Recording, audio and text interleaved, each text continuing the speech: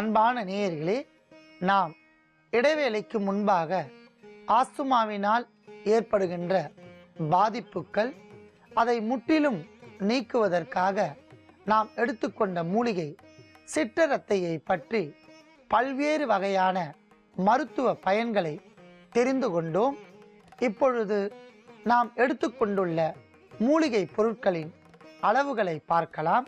சிற்றரத்தை 20 gram, வெற்றிலை 2, மேல் தோல் நீக்கிய இஞ்சி துண்டு 5 கிராம், பூண்டு 5 கிராம், மிளகு 5 கிராம்.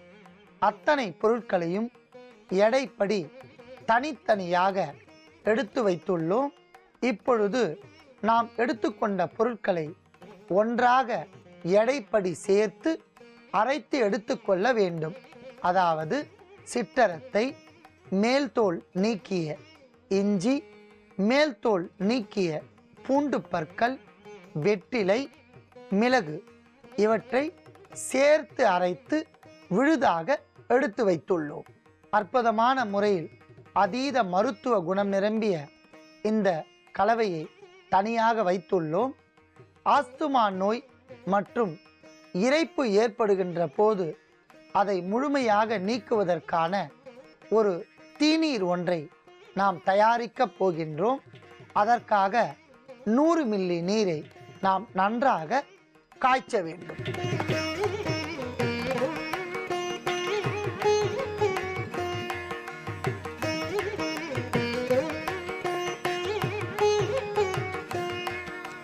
அன்பான நேயர்களே, மிதமான சூட்டில் நன்றாக கொதித்து கொண்டிருக்கின்ற நீரில் நாம் அரைத்து எடுத்த மருந்து பொருளில் இருந்து 5 கிராம் அளவிற்கு சேர்க்க வேண்டும்.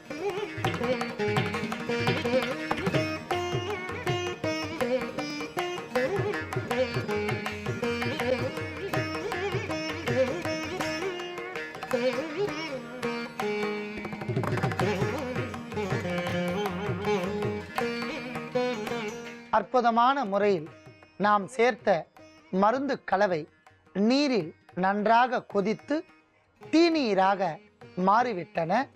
அதை நாம் வடிகட்டி எடுத்துக்கொள்ளலாம்.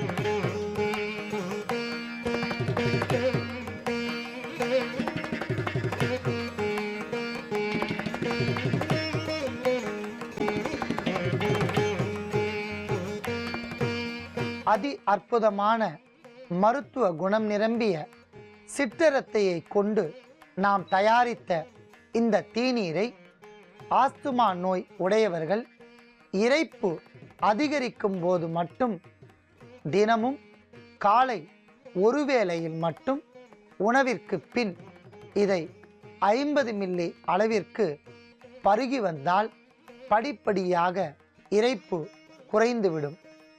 இரைப்பினால் ஏற்படுகின்ற அதாவது உடல் அயற்சியும் நீங்கிவிடும். இதுக்கு மேல என்ன சொல்ல போற? சொல்றதுக்கு வேற ஏதாவது போய் இருந்தா சொல்லிடு. அவதான் ஏமாத்தி எல்லாத்தையும் என்கிட்ட இருந்து பறிச்சிட்டான்னு பார்த்தா நீயும் இப்ப அதே தான் பண்ணிருக்க.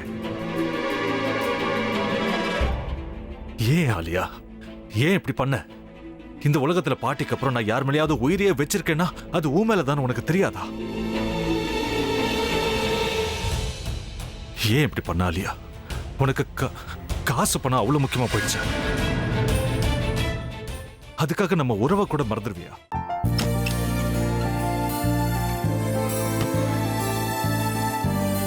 சக்தி சக்தி, ஒரு நிமிஷம்.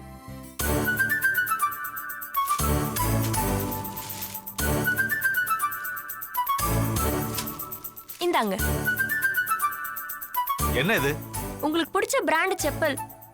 இது என்ன, நான் தலையில வச்சுட்டு தூங்கணுமா? சரி, அதை விடுங்க.